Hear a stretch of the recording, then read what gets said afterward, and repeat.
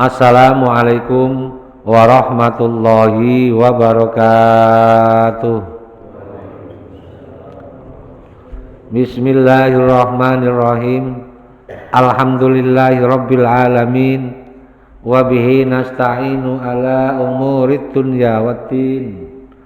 Wassalatu wassalamu ala sayyidina wa maulana Muhammadin khatamil anbiya'i wal mursalin wa ala alihi wa sahbihi ajma'in. Qalu subhanaka la ilma lana illa ma 'allamtana innaka antal alimul hakim.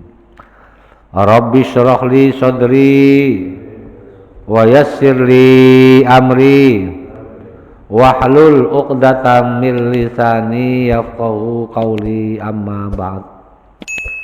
Hadirin jamaah talim Masjid Al-Ikhlas Perumahan Krial Bauwangi yang senantiasa dimuliakan Allah Subhanahu wa ta'ala dan semoga mendapatkan kemuliaan dari Allah Subhanahu wa ta'ala. Syukur alhamdulillah kita bisa hadir kembali di masjid yang kita cintai ini dalam keadaan sehat walafiat, panjang umur, tidak kurang suatu apapun. Ini adalah nikmat dan karunia dari Allah yang sangat tak terhingga nilainya. Untuk itu patutlah kita mengucapkan kalimat syukur kepada Allah dengan ucapan Alhamdulillahirabbil alamin. Semoga Allah berkenan melimpahkan nikmatnya, karunia-Nya yang lain kepada kita semua. Amin ya rabbal alamin. Salawat salam semoga tercurahkan kepada baginda Nabi Agung Nabi Muhammad sallallahu alaihi wasallam yang senantiasa kita jadikan tauladan dalam kehidupan kita. Semoga kita senantiasa bisa mencontoh, mengambil pelajaran, mengambil tauladan, belajar dan belajar untuk bisa kita terapkan dalam pribadi kita, dengan harapan semoga kelak di hari kiamat kita diakui oleh Nabi Muhammad sebagai umatnya yang akan mendapatkan syafaatnya. Amin ya rabbal alamin. Hadirin jamaah taklim sekalian, mari kita lanjutkan taklim kali ini dengan kajian kitab suci Al-Quran, referensi tafsir Jalalain. Kita lanjutkan An-Nisa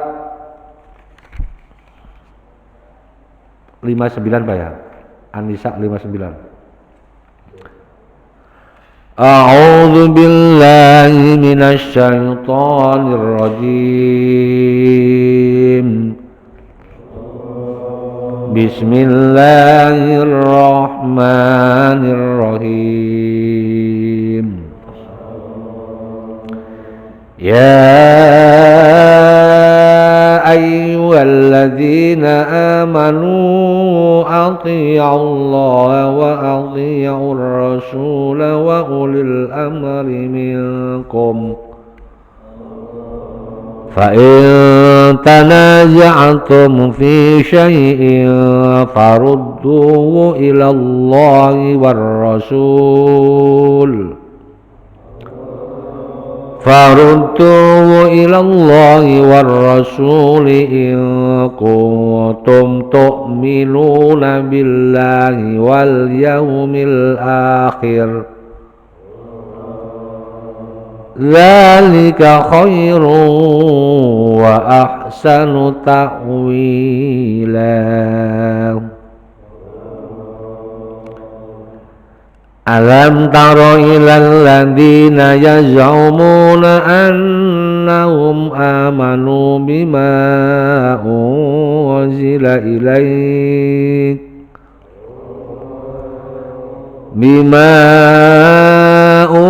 unzila ilaika wa ma unzila min qablika yuriduna an yatahakamu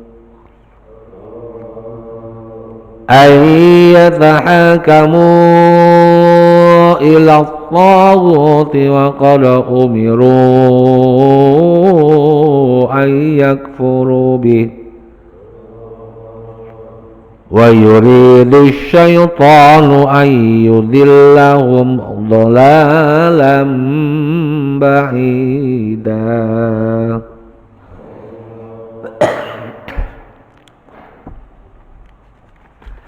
Ya ayyuhalladzina amanu, ya ayyuhalladzina, wong akeh amanu kang padha iman sapa ladina ati'ullaha ati'u padha taat sira kabeh Allah ing Allah wa ati'u lan padha naatono sira kabeh ar-rasula ing Rasul wa ulil amri ai ashabil amri lan wong kang andene urusan ayyil wulati penguasa mingkum sangking sira kabeh ida amarukum nalikane perintah sapa ulil amri bitaatillah kelawan taat Allah wa rasulihi lan utusane Allah. Fa in tanazatum mongko lamun ai iktalaftum selisih faham sira kabeh fi syai'in ing dalam suwiji faruddu mongko balekno sira kabeh mongko balekno sira kabeh ing syai' ilallahi maring Allah ai ila kitabihi tegese maring kitabe Allah war rasulilan rasul muddata hayatihi ing dalam semangsane uripe rasul wa ba'dihi lan sak badane ninggali rasul dikembalikan dibaleno ila sunnatihi maring sunnah rasul ai iksafu tegese padha nyelidikono sira kabeh alaihi ing atase syai' min huma saking Allah dan Rasul ing kuntum lamun ana sira kabeh iku tu'minuna billah iku tu'minuna padha iman sira kabeh billahi kelawan Allah wal yaumil akhir lan dina akhir dalika utahe mengkono kang tinutur ai arradtu ilaihima tegese arradtu balikno ilaihima maring Allah dan Rasul iku khairun luwih apik lakum maring sira kabeh minat tanazu'i saking rebutan wal qauli ucapan birra'yi kelawan pendapat wa ahsanu lan luwih apik apane takwilan ai ma'alan akibate sesudahnya ma'alan nggon baline. Ya ayyuhalladzina amanu atiullaha wa atiur rasul. Ayat ini menerangkan tentang aturan ketaatan, tentang aturan taat kepada Allah, taat kepada Rasul, kemudian taat terhadap ulil amri. Ayat tersebut ada hubungannya dengan ayat sebelumnya. Ayat sebelumnya menerangkan tentang apa? Perintah menjaga amanat, terutama bagi para pemimpin, dan perilaku adil bagi para pemimpin, dan umumnya secara umum untuk umat Muhammad Sallallahu Alaihi Wasallam. Itu semua adalah ada kaitan dengan ayat ini. Ya ayyuhalladzina amanu, wahai orang-orang yang beriman, atiullaha, taatlah kalian kepada Allah, wa atiur rasul, dan taatlah kalian kepada Rasul, wa ulil amri, dan taat kepada orang-orang yang punya wewenang, punya kuasa dalam urusan. Atau kalimat ini disebut apa? Ulil amri, penguasa. Kalimat ini sudah sangat populer Pak ya. Taatlah kepada Allah dan kepada Nabi, kepada Rasul. Ini menggambarkan, ayat ini menerangkan tentang aturan apa? Aturan tentang ketaatan. Taat yang paling utama adalah taat kepada Allah. Taat kepada Allah, tidak taat kepada Rasul, tidak dianggap. Taat kepada Rasul, taat kepada Allah juga tidak dianggap. Ini sepaket. Taat kepada Allah dan taat kepada Rasul. Karena kita tahu Allah dari Rasul. Kita tahu Allah adalah dari Rasul. Kita tahu dari Rasul, tahu dari sahabat. Kita taat sahabat dari mana? Dari tabiin terus ke bawah sampai para kiai, sampai para guru kita. Berarti kita taat, manut, istilahnya apa? Ya, menghormati. Nah, kalau kita istilahnya kalau taat terlalu tinggi, ekstrim, menghormati terhadap orang-orang yang dianggap sebagai masyayikh, ini adalah juga merupakan apa? Suatu keharusan, karena ini adalah perintah Allah Subhanahu wa ta'ala. Untuk melaksanakan ketaatan kepada Allah dan Rasulnya, ini harus didasari dengan iman, sehingga kita bisa melakukan ketaatan itu secara total, secara totalitas, tidak ada keraguan sama sekali. Kalau ini perintah Allah, berarti nggak bisa ditawar lagi, mutlak tidak bisa ditawar lagi. Contoh mungkin kita ingat Nabi Ibrahim, Siti Hajar, Nabi Ismail. Mereka adalah orang-orang yang dikasih amanat oleh Allah dan sekaligus untuk menjalankan perintahnya Allah. Karena itu perintah Allah, mereka adalah orang-orang yang beriman, dasar dengan iman, makanya yakin mutlak ini adalah perintah Allah. Ketika Siti Hajar ditinggal di satu lembah yang sangat sepi, tandus, seperti nggak ada penghidupan, Nabi Ibrahim berintah, Ibrahim tinggalkan Siti Hajar dan Ismail. Nabi Ibrahim meninggalkan Siti Hajar dan Ismail di tengah lembah yang tandus, nggak ada penghidupan sepertinya. Kalau dipikir secara logika itu nggak masuk akal. Kemudian Ibrahim ditanya Siti Hajar, ya Ibrahim, apakah ini perintah Allah? Ibrahim cuma mengangguk, karena Siti Hajar adalah orang yang beriman. Kalau perintah Allah lanjut. Nah, gitu. Begitu juga ketika Nabi Ismail akan disembelih oleh Nabi Ibrahim, ditanya, wahai ayah, apakah ini perintah Allah? Mengangguk, laksanakan. Jadi melaksanakan ketaatan itu harus dasari dengan iman yang mantap. Karena itu perintah Allah mutlak, tidak boleh ditawar lagi. Cuman Allah memberikan kemurahan. Fattaqullaha mastata'tum, bertakwalah kalian kepada Allah sesuai dengan kemampuan kalian. Dan maksud kemampuan ini kemampuan secara maksimal, kemampuan secara maksimal. Mampunya 2, dia laksanakan setengah. Nah ini berarti apa? Tidak maksimal. Tidak maksimal.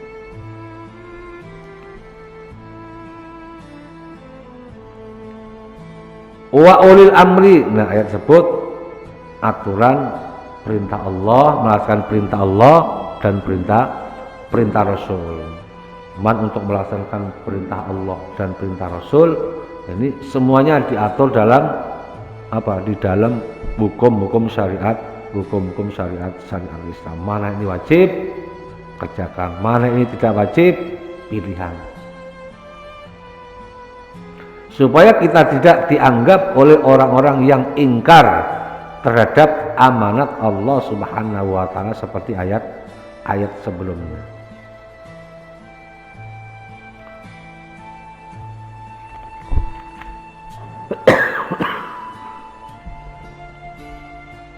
Fa'in tanazatum. Nah, untuk ulil amri, untuk taat kepada Allah, taat kepada Rasul, sesuai diatur dengan hukum agama, ya mana perintah Allah itu wajib, berarti harus dilaksanakan. Apabila itu sunnah, tergantung, monggo. Kalau haram ini berarti larangan, jangan sampai dilanggar. Kalau mubah, ya boleh dikerjakan, boleh tidak. Kalau makruh lebih baik ditinggalkan. Wa ulil amri minkum, dan mengikuti, patuh dan taat kepada ulil amri. Ulil amri berarti ini ada beberapa penafsiran. Para ulama ada banyak penafsiran. Yang dimaksud ulil amri itu siapa? Ya. Uli wong kang anduweni amri, urusan, orang yang mempunyai urusan, yang mempunyai wewenang. Orang yang punya wewenang, yang paling kecil, ya yang paling kecil ini berarti apa? Di keluarga kita terhadap apa? Terhadap keluarga kita. Orang yang punya wewenang, yang punya urusan, yang berkuasa di lingkungan kita, ya Pak RT, gitu ya. Ya Pak RT. Di atasnya Pak RT, Pak RW, dan seterusnya. Ini dalam hal umum maupun dalam hal-hal yang berkaitan dengan apa? Hukum syariat Islam. Terus ada yang mengatakan, siapa yang ulil amri itu? Yang dimaksud ulil amri, jami'ul ulama min ahlil aqdi wal halli, yaitu para ulama yang sesuai dengan pakarnya, yang bisa menentukan hukum ini baik, ini buruk, ini boleh, ini tidak. Nah, itu apa yang dimaksud ulil amri. Kemudian wa umara'il haqqi wa wulatil adli, yaitu para pemimpin yang pemimpin pemerintah, pemimpin formal, yang mereka dinyatakan sebagai pemimpin secara formal. Bahwa dalam catatan Nabi juga, seandainya ada seorang pemimpin, dia menjadi seorang pemimpin berdasarkan kesepakatan orang banyak, dan orang banyak mengakui, yaitu pemimpin harus diikuti, harus ditaati selama mereka tidak merintah kepada kita hal-hal yang melanggar hukum Allah, kita wajib tidak ditaati. Kalau tidak melanggar hukum Allah, monggo.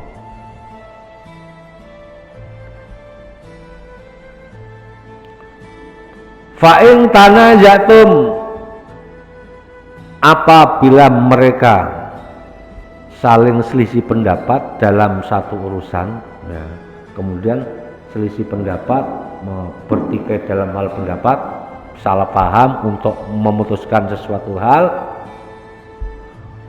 tidak ketemu jalannya, nah, saling membenarkan masing-masing, saling menyalahkan masing-masing, mereka saling mencari kebenaran sendiri. Farudduhu ilallahi war rasul, sudah kembalikan kepada Allah dan Rasul. Maksudnya kembalikan kepada Allah dan Rasul itu suruh kembali hukum Allah. Tapi sebelum kita mencerna, menggali ayat-ayat Allah, hadis Nabi, sunnah Nabi, dari mana kita menggali Al-Quran dan hadis Nabi? Tentunya daripada para ulama, pendapat ulama, menurut ulama ini seperti ini seperti ini. Tidak apa? Tidak bisa mencerna sendiri secara langsung, tidak bisa menggali sendiri secara langsung, kecuali kalau itu hukumnya yang sudah jelas. Kecuali kalau hukumnya sudah jelas. Kalau hukumnya masih berbeda pendapat, nah kita kembali ke apa? Ke jami'ul ulama, pendapat para ulama yang paling banyak, yaitu yang kita jadikan acuan. Kembalikan kepada Allah dan Rasulnya, cari di kitab Allah, Al-Quran ada enggak? Kalau enggak ada, di kitab Nabi, di hadis. Kalau hadis enggak ada, berarti pendapatnya para ulama. Pendapatnya para ulama enggak ada. Nah, untuk apa itu acuan Ahlus Sunnah wal Jamaah adalah apa? Qiyas, yaitu 4 pokok dasar yang dijadikan apa? Hukum untuk orang-orang yang beriman, terutama yang beraluan Ahlus Sunnah wal Jamaah, yaitu keempat itu tidak bisa lepas dari itu. Ada yang tidak memakai ijma' ulama, enggak bisa. Kalau yang enggak memakai qiyas boleh, tapi kalau untuk Ahlus Sunnah wal Jamaah tetap memakai apa? Qiyas dijadikan apa? Dijadikan dasar. Kalau ketiga-tiganya enggak ada, diambilkan ke qiyas. Nah, contoh umpamanya, contoh dalam ayat innamal khamru wal maisir, sesungguhnya minuman keras itu innamal khamru wal maisiru wal ansabu, pokoknya minuman keras itu adalah apa? Perbuatan yang dilarang oleh Allah, fajtanibu. Nah, sekarang minuman keras apa? Dulu kan sabu-sabu enggak ada, ya Pak ya. Sabu-sabu ekstasi kan enggak ada. Nah, itu apa? Bisa diartikan apa? Qiyas. Dulu sabu-sabu enggak ada, sekarang ada. Karena itu suatu yang memabukkan, berarti masuk kategori khamr.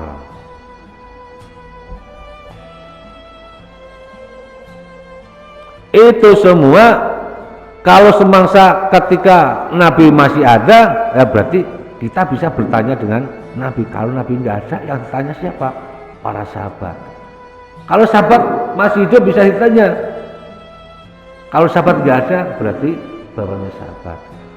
Terus sampai ke bawah, berarti yang tempat pertanyaan adalah para kiai, para guru kita. Nah, itulah istilahnya apa? Taklidnya orang awam, kita mengambil apa? Sudah matangnya saja. Mengambil cuma apa? Sudah matangnya saja. Itu semua, nah, wabak dahu, dan mengembalikan itu semua kepada Allah dan Rasulnya ketika Nabi masih hidup atau sesudah mati. Kalau sudah mati, dikembalikan kepada apa? Pada sunnah-sunnah yang pernah diajarkan Nabi lewat para sahabat dan seterusnya.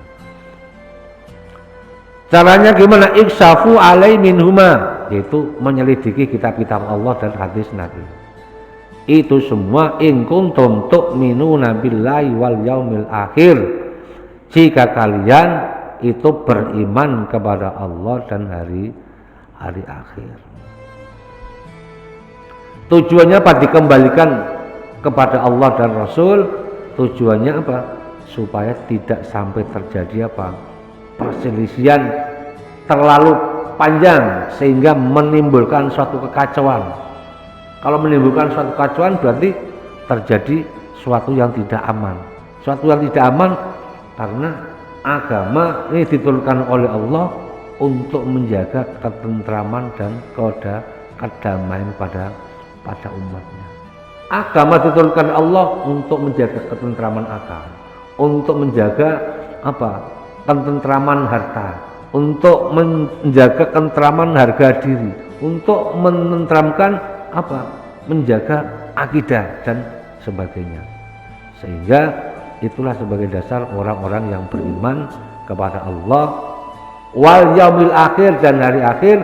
Kalau tidak beriman kepada Allah dan hari akhir, nanti akan mendapatkan apa? Balasannya di hari kiamat.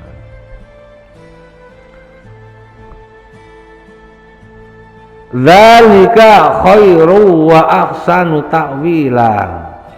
Dan demikian itu maksudnya apa? Jika ada satu perkara diselesaikan dengan baik, itu lebih baik daripada apa? Terus bersengketa terus, perang pendapat, perang pikiran dan lain sebagainya. Akhirnya apa? Kalau terjadi perang pikiran, perang pendapat nggak beres-beres, tidak menenteramkan satu masalah. Itu yang lebih baik. Berarti diselesaikan dengan baik, deal. Nah, wa ahsanu ta'wila, itulah cara yang lebih baik. Itulah cara yang lebih baik.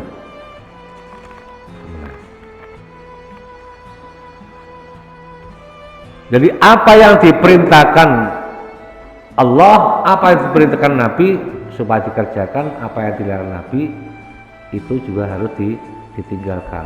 Karena itu sama juga kalau kita taat kepada Allah, taat kepada Nabi berarti sama juga taat kepada Allah. Kalau kita berjanji terhadap Nabi berarti berjanji sama Allah. Kalau berjanji sudah diutarakan aku berjanji, berarti sama juga berjanji dengan diri kita sendiri.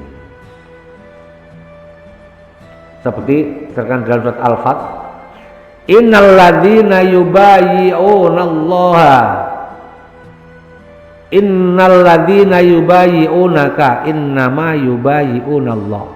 Sungguhnya orang yang berjanji kepada engkau Muhammad, berjanji kepada Nabi Muhammad, berjanji terhadap hukum syara, berjanji terhadap hukum agama, mereka berjanji taat, itu sebetulnya innama yubayyi'unallah. Sungguhnya mereka itu berjanji kepada Allah, berjanji untuk taat kepada Allah. Yadullahi fawqa aydihim. Nah ini hujan Pak.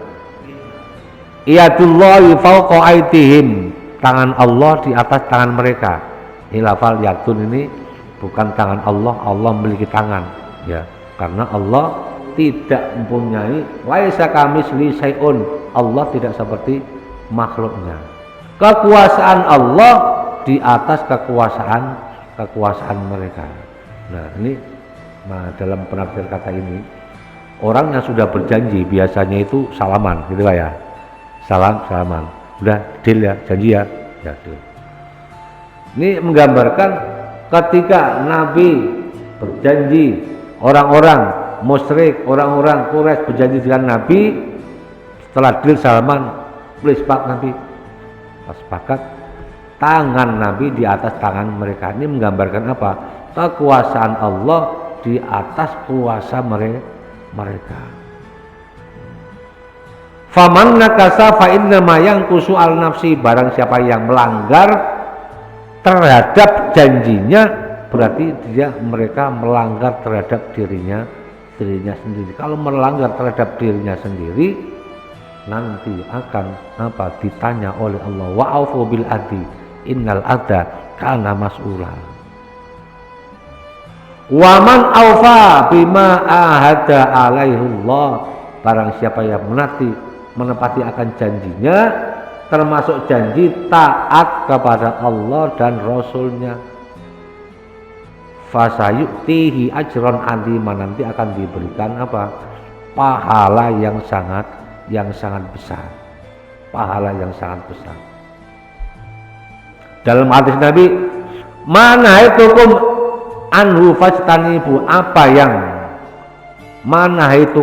yang aku larang untuk kalian, fajtanibu, tinggalkan. Wa ma amartukum bi fa'tu minhu, apa yang aku perintahkan kepada kalian laksanakan, mastata'tum, sesuai dengan kemampuan kalian. Nah ini termasuk apa? Mari kita sampaikan, untuk menjalankan ketaatan Allah tidak serta-merta harus seperti ini. Wa ma ja'ala 'alaikum fid-din min haraj, agama tidak mempersulit. Kalau memang mampunya seperti itu, ya seperti itu. Contoh, sholat dikerjakan, kalau kita lagi sehat kuat harus dikerjakan dengan berdiri. Nggak bisa berdiri, ya udah duduk. Orang sholat bisa berdiri kok dikerjakan dengan duduk. Ini berarti apa? Sholatnya main main-main. Orang bisa sholat berdiri, sholatnya sama berbaring. Ini berarti apa? Sholatnya main-main. Kalau emang nggak bisa berdiri, bener nggak bisa berdiri, ya boleh sholat dengan duduk. Karena apa? Pahalanya beda. Seperti orang baca Quran ketika dalam sholat itu pahalanya fi kulli harfin mi'atu hasanatin. Orang yang membaca Quran di dalam sholat setiap huruf 100 kebaikan. Kalau dengan berdiri, kalau dengan duduk fi kulli harfin khamsuna hasanatan. Ya makanya dalam kita sholat untuk sholat subuh, sholat isya, ya untuk sholat isya ini dari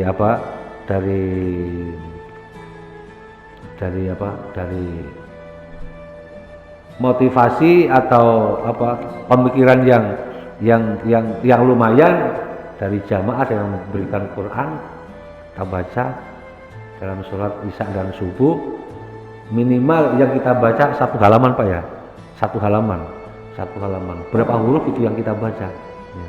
Berarti semakin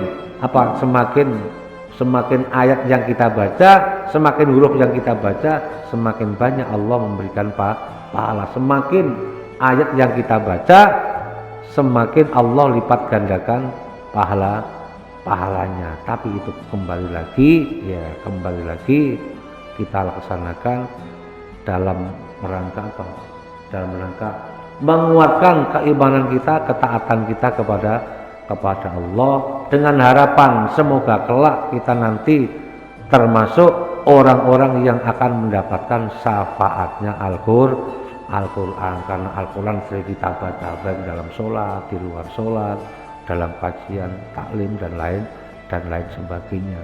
Karena Al-Quran ini adalah kita tidak bisa melepaskan Al-Quran. Al-Quran adalah sumber hukum agama Islam. Karena ini yang diwasiatkan oleh Nabi. Nah, ketika Nabi akan meninggal, Nabi tidak mewasiatkan harta benda, tidak mewasiatkan kekayaan, tapi Nabi mewariskan kitab suci Al-Quran. Kalau Al-Quran sudah diwariskan, jangan dilihat terus, jangan disimpan, harus dipelajari, dikaji. Wa nuzila lan den turunake lama ikhtasoma Yahudiyun wa munafikun. Ini berarti ayat sesudahnya Pak ya, ayat yang 60. Wa nuzila lan den turunake apa wahyu, apa hadil ayat. Lama ikhtasoma semangsane bertikai sapa Yahudiyun, wong Yahudi wa munafikun munafik. Fada'a mongko ngadu sapa Yahudi lan munafik ila Ka'ab bin Ashraf maring Ka'ab bin Ashraf. Liyahkuma supaya ngukumi sapa Ka'ab bin Ashraf bainauma ing dalem antarane Yahudi lan munafik. Wada'a lan ngundang wada'a lan ngadu sapa Yahudi ilan nabi maring nabi sallallahu alaihi wasallam. Fa atayahu mongko nekake sapa nabi ing Yahudi Nasrani lil Yahudi faqadha mongko mutus sapa nabi lil Yahudi maring nabi. Falam yardo mongko ora ridho sapa al munafiq wa munafik wa ataya lan nekake sapa munafik wa atayan kake sapa Yahudi lan munafik Umar ing Umar. Fadzakara mongko jelasake sapa al Yahudi dalika emkon kang tinutur. Faqala mongko ngendika sapa Umar lil munafiki maring wong munafik, akadalika ana ta mengkono kang tinutur kala ngendika sapa munafik, na'am yo.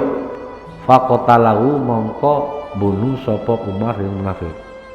Nah, ayat ini menerangkan tentang wa nuzilalan, ayat ini turun kejadiannya, asbab nuzulnya Ikhtasoma Yahudiyun wa munafikun, ada pertikaian antara orang Yahudi dan Nasrani, ada pertikaian dua orang, dua kelompok Yahudi dan Nasrani.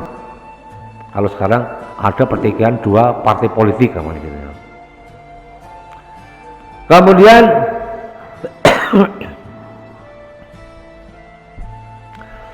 kedua kelompok tersebut mengadukan agar ini masalah diselesaikan. Siapa yang bisa menyelesaikan? Yaitu Ka'ab bin Ashraf.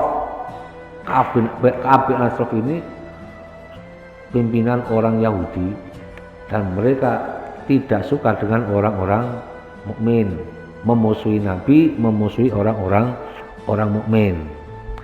Kemudian pertikaian tersebut antara Yahudi dan Nasrani